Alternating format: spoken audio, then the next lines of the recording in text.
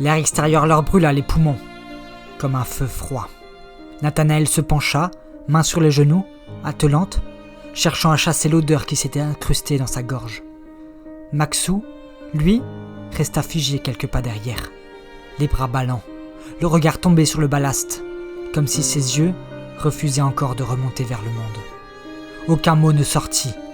Le silence entre eux n'était plus celui d'un voyage forcé, mais celui d'un poids partagé, insoutenable. Nathanaël finit par l'attraper par le bras. « On ne reste pas ici !» Elle se remit en marche, le tirant avec elle.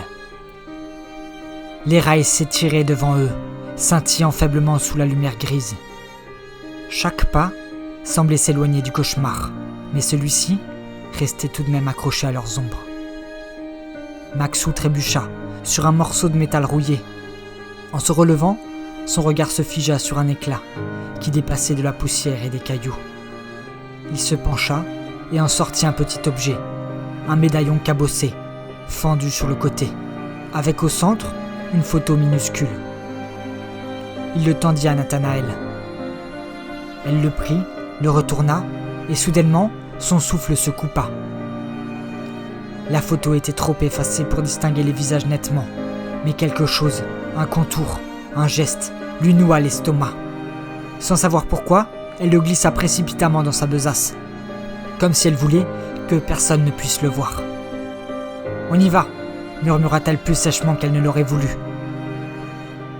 Le vent se leva, sifflant entre les carcasses des wagons abandonnés.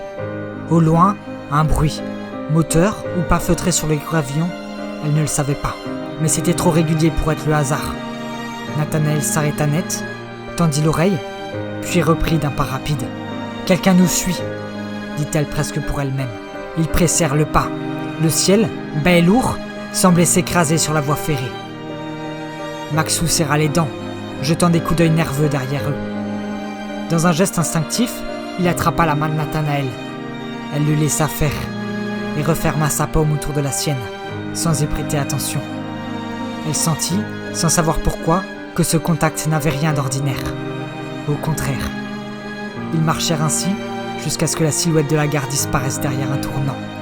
Mais l'impression d'être suivie, elle, ne les quittait pas. Et dans la besace de Nathanaël, le médaillon semblait plus lourd qu'un simple bout de métal.